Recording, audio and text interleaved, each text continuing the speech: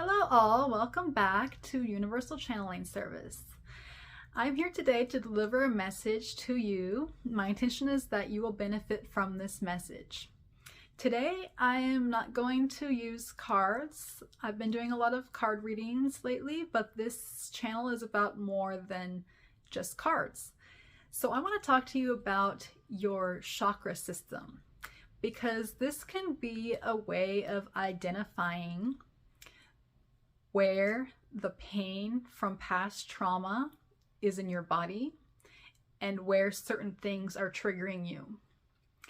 And so this can be really helpful because if you heal your chakra that is being triggered by the pain or the trauma from the past, then you can deal with it that way rather than trying to work through it mentally, which can be much more difficult and take a lot longer.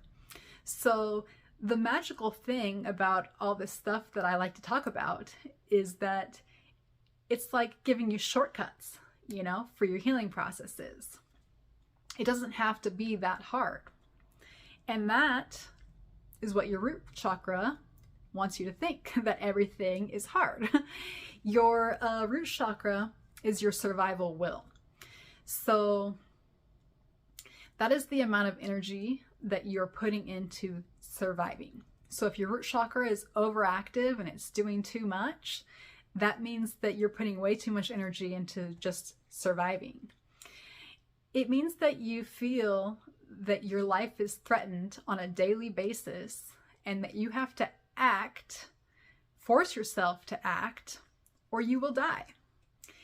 And that is an exhausting feeling to live with.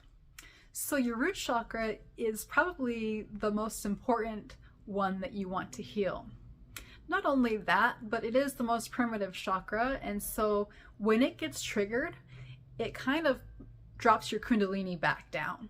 You can be at a high level kundalini way up here, and then your root chakra gets triggered and you're way back down to survival mode, because that's what the root chakra does.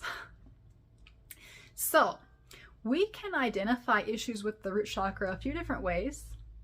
We can look at symptoms that you might be having physically and emotionally. And we can also look at or use a pendulum to measure the health of each chakra.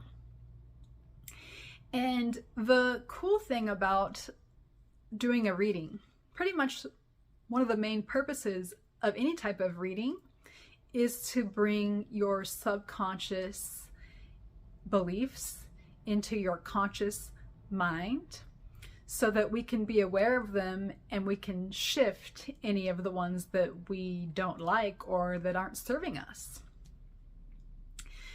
So when it comes to your root chakra, if you have symptoms like uncontrollable anger or kidney issues or spinal column problems, any of those things are related to your root chakra.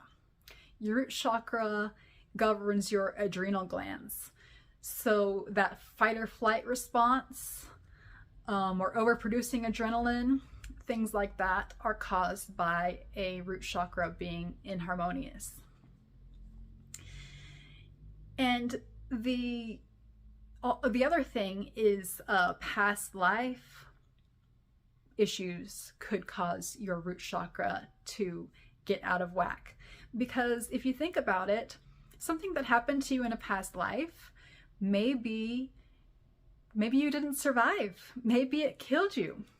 And so now you're in this life, you're in a completely different body, and that thing may not even be a threat, but something that could happen today could trigger that trauma and take you all the way back to a past life that you're not even consciously aware of and put you back in survival mode where you feel like you have to put more energy into surviving. And that is exhausting. That is going to keep you tired. That's going to make you feel drained on a daily basis. So if you're feeling any of these symptoms, feeling drained, feeling angry uncontrollably, having spinal column issues, or kidney issues, any of these things could be caused by your root chakra. So there are different ways to go about healing your root chakra. Grounding meditations are amazing for your root chakra. Physical exercise, connecting with nature, those are excellent things to do for your root chakra. Also basic, easy things like getting enough sleep, taking care of yourself, making sure that you aren't letting yourself go hungry, making sure that you are taken care of in a way that supports your survival. And yeah, sometimes you have to do it yourself, but if you don't do it, no one else will. So if you want to have a higher amount of energy, if you want less pressure on your back from the burden of survival just for being in a human body on this planet today, and if you want a better outlook, less anger, a better mood in general, healing your root chakra is going to be something that will absolutely benefit you. Now, part of what you can do to heal is just simply becoming aware. When things are in our subconscious mind and we're not aware, we have no power over them.